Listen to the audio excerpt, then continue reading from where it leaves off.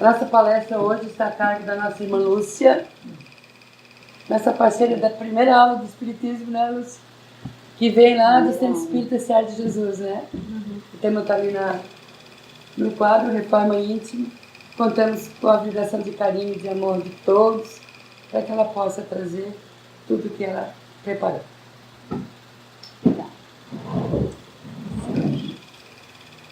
Há uns 27 anos, né, nós começamos o estudo, mais ou menos. Começamos juntos. Boa noite, irmãos. Um prazer, uma alegria estar aqui. Esses dias nós conversando com uma ceareira, ela disse assim, ela falou sobre a reforma íntima lá na outra casa. Aí ela assim, tudo é reforma íntima, né, Lúcia? E tudo é, né? O que nós estamos estudando nessa doutrina? Que nós devemos nos reformar intimamente, para melhor, sempre, todo dia, cada dia. É cada dia, é sempre no hoje. Alguma coisa ali na mensagem dizia isso, né? Semente de felicidade. É hoje o momento de nós fazermos a nossa reforma, sempre no hoje. Então nós vamos falar hoje especificamente de reforma íntima, mas vamos ler aqui no Evangelho, capítulo 12, olha o título. Amai os vossos inimigos. Vamos ver o que os apóstolos, os evangelistas escreveram aqui sobre o item 1, retribuir o mal com o bem. Escreveram assim, aprendestes que foi dito, amareis o vosso próximo e odiareis os vossos inimigos. Eu, porém, vos digo, amai os vossos inimigos, fazei o bem aos que vos odeiam e orai pelos que vos perseguem e caluniam, a fim de serdes filhos do vosso Pai que está nos céus e que faz se levante o sol para os bons e para os maus e que chova sobre os justos e os injustos.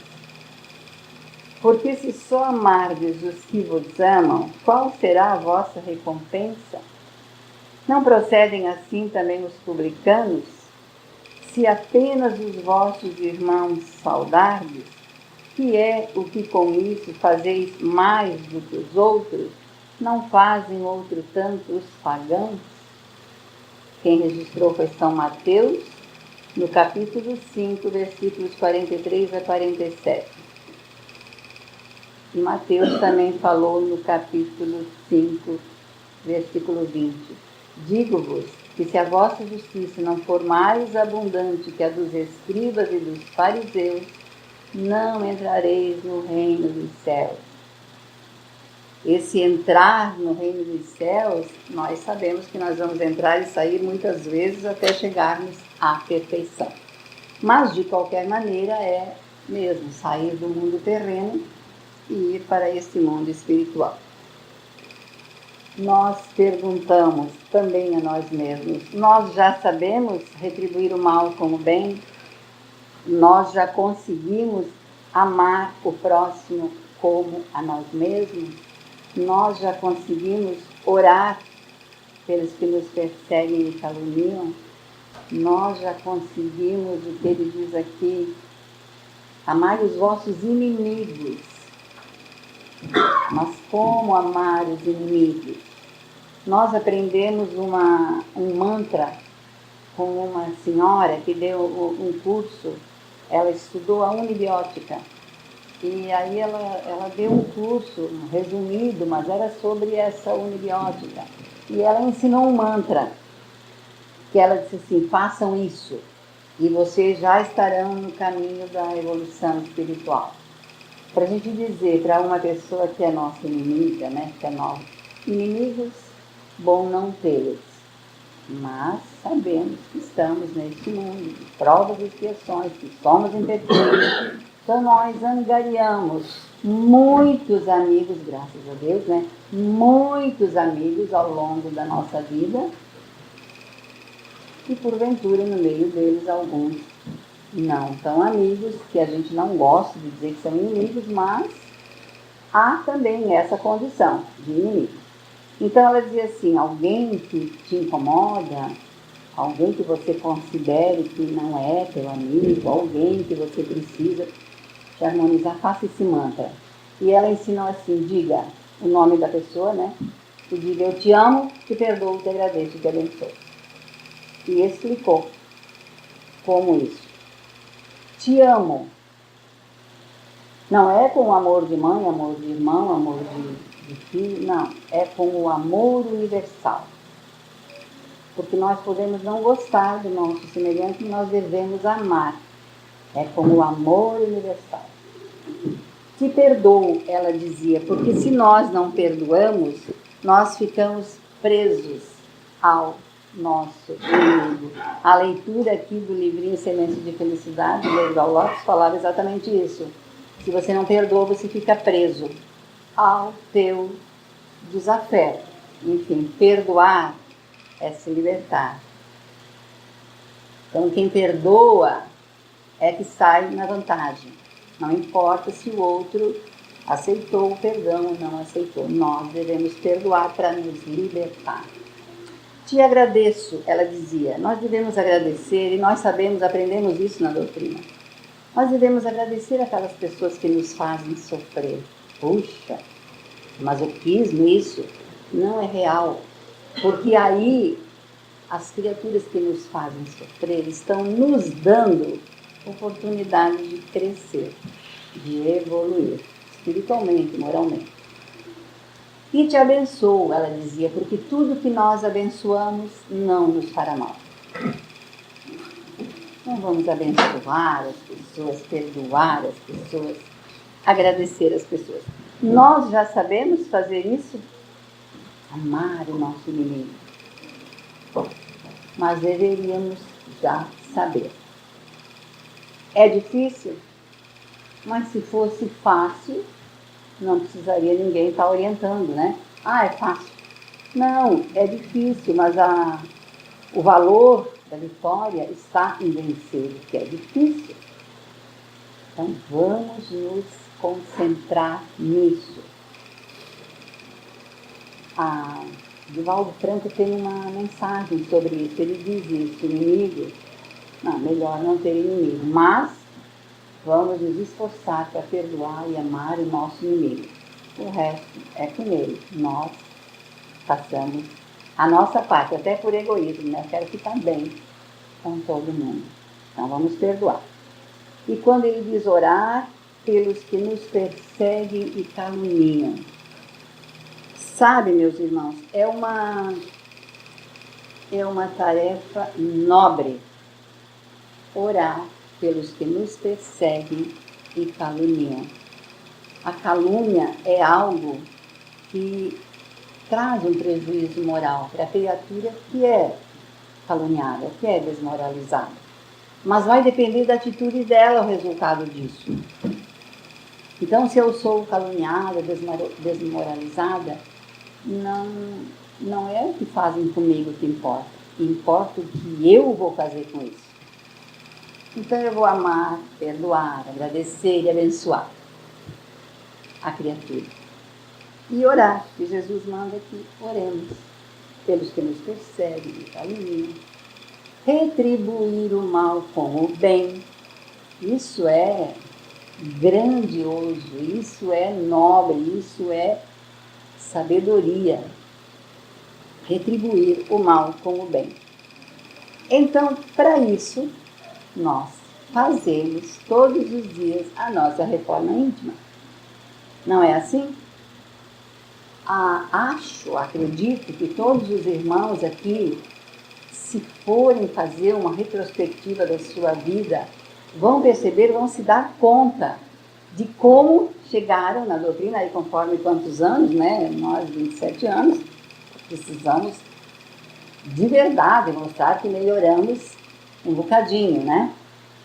Mas todos nós, se formos fazer uma retrospectiva, nós nos daremos conta disso. Puxa, eu era assim, eu não tolerava, eu não queria saber. E hoje a gente já se pega assim mais compreensivo, mais tolerante, mais calmo, mais sereno. Façamos essa reflexão.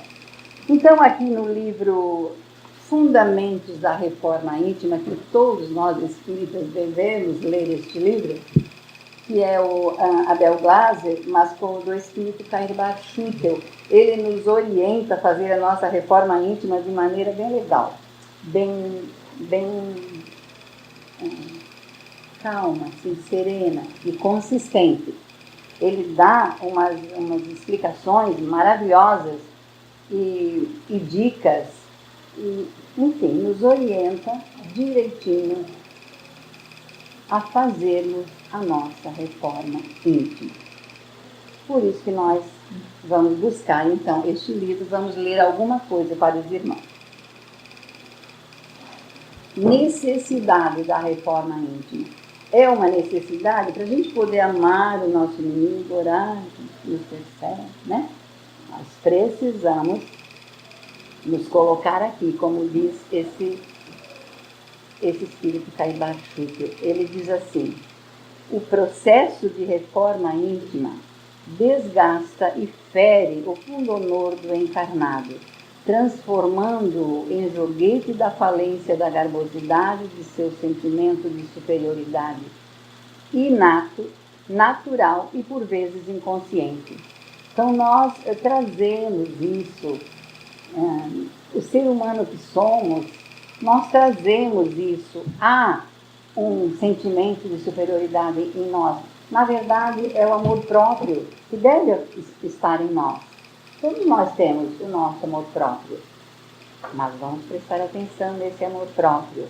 Ele fala que desgasta e fere o pundonor do encarnado, esse esforço da nossa reforma, mas que ela é necessária. O pundonor quer dizer o brilho, né? A personalidade, o brilho de cada um de nós. É preciso sacrificar algo em nós para sair, para ressaltar o homem bom, o ser bom que devemos ser. Ele diz que ele não deixa de ser, por isso, essencial e crucial. Esse processo da reforma íntima, ele diz, não deixa de ser essencial e crucial na jornada porque passa o espírito no plano físico. É essencial, é necessário, é preciso e é crucial, porque não vamos aqui dizer, mas é fácil, é só querer. Cada um tem o seu tanto, né? o seu grau de evolução, o seu tanto de facilidade de se dar conta de que precisamos e devemos ser melhores. E ele diz, o seu lado amistoso e geralmente desconhecido é constituído da purificação do âmago do indivíduo e da possibilidade dele sentir a felicidade tão almejada em esfera tão precária. Fala-se, né? Nós falamos, sementes de felicidade. Quem não aspira à felicidade? É o nosso mote. Estamos aqui buscando a felicidade. Aliás, tem uma mensagem muito bonita que o título é Encontre a Felicidade. E o autor fala assim, que a felicidade é uma busca incansável de todos nós. Nós não sabemos ela de cor, mas ele diz assim, é uma busca infinda. E ele diz, muitos saem de casa para serem felizes, outros voltam para casa para serem felizes. Uns se casam para serem felizes, outros se divorciam para serem felizes. Uns trabalham além da conta para serem felizes, outros fazem viagens maravilhosas, longas, para serem felizes. Quer dizer, uma busca infinda, né? Mas a felicidade, o texto diz assim, que a felicidade está numa condição de nós olharmos a nossa vida e dizer, não, eu sou feliz. Quando nós nos damos conta do que é realmente essa felicidade e como a buscamos e se nós já a encontramos ou não, ele diz, sim, é só nós nos darmos conta que enquanto tivermos alguém a amar, e todos temos, né? Alguma coisa a fazer, E todos temos alguma coisa a esperar. Todos temos. Então somos felizes. Se nós temos isso, nós somos felizes. Falta é compreender isso, reconhecer isso. E aí deu. Já somos felizes. Mas vamos sempre aprimorar essa felicidade. E isso pode. Temos esse direito. Ele continua dizendo que quanto maior a sua paz interior, enorme é a possibilidade de estar harmonizado com a superioridade divina. Quanto mais nós nos elevarmos e quisermos nos elevar, mais teremos facilidade de promover a nossa reforma íntima. Ele diz, para alcançar a reforma íntima, o ser humano deve cultivar a vontade firme e consciente de que ela é o melhor instrumento que possui para ser feliz e vencer tanto na caminhada material quanto na espiritual, paralelas que são. Porque Jesus não condenou o lado material da vida, né? Ele só disse, buscai em primeiro lugar o reino de Deus e a sua justiça. O demais lhe será dado. Quer dizer, o demais é essa parte material, que ela vem para nós. Claro, nós temos que trabalhar, claro que temos, mas não dá a esse lado material só um grande valor, em detrimento do aspecto espiritual que todos nós precisamos e devemos fazer a nossa reforma íntima para sermos cada dia melhores. E aí nós vamos lá para um outro capítulo, que é a força de vontade, que é o que nós precisamos para fazer a nossa reforma íntima. Essa força de vontade. Ele diz assim, que a força de vontade é o amplexo de energias física e moral que servem para atingir um fim idealizado pelo sentimento do encarnado. Então, tudo o que nós formos fazer, pode ser no aspecto material, mas também espiritual e moral, nós precisamos colocar ali força de vontade. No livro O Problema do Ser, do Destino e da Dor, o Leon Denis fala da vontade, ele coloca um subtítulo como as potências da alma. Então, essa vontade é uma potência da alma. É lá, no âmago do ser, que nós temos que buscar essa força, essa vontade. Ele diz, quando se fala em força de vontade, está se referindo a um esforço de alguém concentrado numa aspiração. Isso é força de vontade. É um esforço de todos nós, concentrados numa determinada aspiração, para alcançar aquilo que queremos, que buscamos, enfim, que desejamos, que almejamos, e muitas vezes não só para nós, né? Para a nossa família, para a nossa casa espírita, por que não? Vamos todos aqui num esforço, numa vibração, para que muitas pessoas venham para esse grupo, né, de estudos, um grupo aberto, que é muito bom que muita gente venha. Porque vai ser bom para quem vem e vai ser bom para esta casa. E vai ser bom para a doutrina, para o movimento espírita como um todo. Então nós podemos envidar também a nossa força de vontade, a nossa vibração nesse sentido. E ele diz, a força de vontade não é segredo para ninguém. Todos a praticam diariamente. E não é, meus irmãos, se nós formos pensar na nossa vida diária, a gente está sempre fazendo um esforço para alguma coisa. Então ele diz que não é segredo para ninguém. A novidade está na pessoa canalizá-la para algo que pode não lhe trazer benefício aparente ou imediato. Porque, às vezes, os resultados do nosso esforço não chegam assim, correndo, a galope. A gente não vê assim, em seguidinha, o resultado de algo que a gente se esforçou. Às vezes, o resultado demora um pouquinho mais a chegar, é o que ele está dizendo aqui. Mas não desanimemos, não desistamos, continuemos confiantes. O interesse nesse sentido, ele diz, está ligado ao grau de esclarecimento que possui o ser humano. Claro, cada um, né, que compreende que, na verdade, nós estamos aqui num mundo terreno, é de provas e expiações, é um mundo de dificuldades, sim, é. Mas que tem tudo o que nós, seres humanos, precisamos para evoluir, para fazer da nossa vida uma vida interessante, para fazer os nossos dias serem bons, para a nossa evolução em todos os aspectos. Tudo está no mundo, tudo já nos foi dado. Então é isso que ele diz. Espíritos mais evoluídos tendem à compreensão do mérito da reforma íntima, pois sabem e sentem ser o caminho para maiores avanços no seu progresso interior. Claro, essa reforma é necessária, é imprescindível, todos devemos ir atrás dela.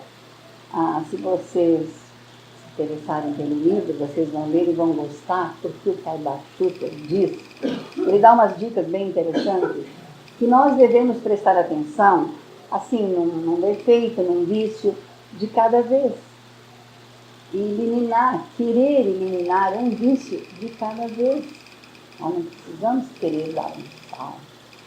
Vamos prestar atenção num defeito que está aqui nos incomodando. E vamos nos concentrar, como ele diz aqui, nele. Não, eu preciso melhorar esse aspecto da minha vida. E vamos nos empenhar nisso. E vamos colocar uma virtude no lugar de um determinado vício. É um esforço, é um exercício diário, ininterrupto, de todos os dias, de cada dia. Mas vai valer a pena. Eles, repetindo, mas não encerrando, força de vontade todos a têm. A missão do ser em evolução é conseguir concentrá-la na sua reforma íntima. Porque força de vontade, ele diz, é próprio do ser humano. Nós temos. Nós só precisamos canalizar isso, prestar atenção, conduzir bem essa nossa vontade, esse nosso esforço. Para isso necessita alterar o seu centro de interesses, deslocando-o para a modificação do seu âmago, para o seu aprimoramento pessoal e para a busca do conhecimento e da prática cristã. O conhecimento é muito importante, sempre vai ser. Nós sabemos de pessoas que leem, esses tempos nós lemos um artigo que a pessoa começou dizendo assim: sempre gostei de ler e lia tudo o que aparecia na minha frente. Podia ser uma revista velha, podia ser um almanaque, podia ser um jornal, podia ser um livro interessante, podia ser um livro não interessante, tudo. Isso é bom. Isso é muito bom, porque são oportunidades de aprendermos coisas. Então ele diz aqui, o importante é concentrar essa nossa vontade e ir buscar o conhecimento. Os maiores obstáculos, e aí ele volta para aquilo que nós já sabemos, olha o que ele diz. Os maiores obstáculos a essa transformação de propósitos são o egoísmo e o orgulho, arraigados no íntimo da criatura, pensando primeiro em si e considerando superior ao próximo, e é por aí que nós empacamos. Ainda é o orgulho, o egoísmo, que são ditos no Evangelho, que são as chagas da humanidade, que emperram o nosso processo evolutivo. Mas não nos deixemos levar por essa explicação aqui. Ele diz que a criatura, no atual estágio da humanidade, batalha intimamente consigo mesma. E é isso que nós temos que fazer. A batalha é minha, o esforço é meu, comigo mesmo. Não importa se o outro não faz. Não importa se o outro se compraz em me caluniar, me desmoralizar. Não importa, aí é o outro. Oremos por ele. É como disse aqui Jesus, orai pelos que vos perseguem e caluniam. Mas faça a tua evolução, te modifica. Esse esforço tem que ser direcionado para nós mesmos. Sou eu que preciso melhorar. Sou eu que quero melhorar. Sou eu que vou melhorar. Sou eu que vou fazer a diferença aonde eu estiver. Porque nós melhorando, nós melhoramos as nossas atitudes, o nosso pensamento e nós modificamos o ambiente aonde estivermos. Que pode ser na nossa família, no nosso trabalho, na nossa comunidade, na nossa casa espírita, aonde estivermos. Mais uns trechinhos aqui nós vamos ler, que na verdade nós estamos estudando, né? Diz que não é palestra, é estudo, exposição dos conteúdos doutrinários. Ele diz assim: duas energias contrapostas lutam pela vitória, pois auxiliados pelo amplo espectro de sentimentos positivos e negativos que compõem o âmago de cada um. Nós temos os nossos pensamentos que às vezes o negativo quer dominar. Não deixemos. Mas a vida é assim mesmo, porque olha só o que está acontecendo no mundo. Não importa. Não deixemos os pensamentos negativos dominar. Pensemos, tem muita coisa ruim acontecendo no mundo? Tem, não vamos ser ingênuos e achar, né, que não tem nada. Tem, mas tem muita coisa boa acontecendo no mundo. E nós vamos pensar nas coisas boas, porque nós queremos estar do lado das coisas boas. Nós vamos vibrar pelas coisas boas. Ele diz, o ideal é fazer prevalecer sempre os bons sentimentos. Estes garantem o incremento da força de vontade, porque é igual àquela explicação da depressão. Vocês sabem, meus irmãos, que a medicina está aí também para isso, e ela faz o papel dela, tudo bem. Mas os psiquiatras dão o quê para a depressão? Remédio. E o Alírio de Cerqueira Filho, que é um espírita escritor, e ele é psiquiatra, ele escreveu no seu trabalho de conclusão de curso, e depois ele escreveu um livro. Ele diz isso. Mas o que é a depressão? É a falta de serotonina, de dopamina, de noradrenalina, a falta desses neurotransmissores. A falta desses neurotransmissores causam a depressão. Aí a pessoa fica deprimida. Mas a pessoa ficando deprimida, ela não fornece os elementos necessários para que se formem lá no cérebro esses neurotransmissores, que são a noradrenalina, a dopamina, a serotonina. Se eu elevar a minha vibração, eu promovo a fabricação desses elementos. Se eu baixar, sair do desânimo total, eu não deixo que esses neurotransmissores vinguem. Então ele diz, está interligado. E é muito simplista dizer que a depressão é a falta dos neurotransmissores. Não, é algo que está intrínseco ali. É preciso cuidar dessas duas vias. Então é o que ele está dizendo aqui, conservar sempre devem prevalecer os bons sentimentos. Estes garantem o incremento da força de vontade. Estes garantem que os neurotransmissores lá trabalhem direitinho, se formem, fiquem lá no tanto suficiente para que nós fiquemos bem. Ele diz mais, a força de vontade mescla-se com a fé. Olha que interessante. É claro, o que é a fé? Uma palavra tão pequenininha, né? Mas a fé quer dizer, é a confiança que se tem na realização de determinado de alcançar determinado fim. Fé é confiança.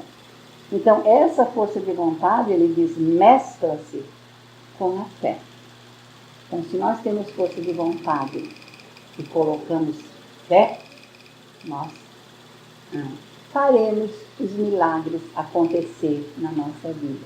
O que é o milagre? O Evangelho diz que os milagres são resultados das nossas atitudes. Não é algo que cai do céu, assim, de graça para nós.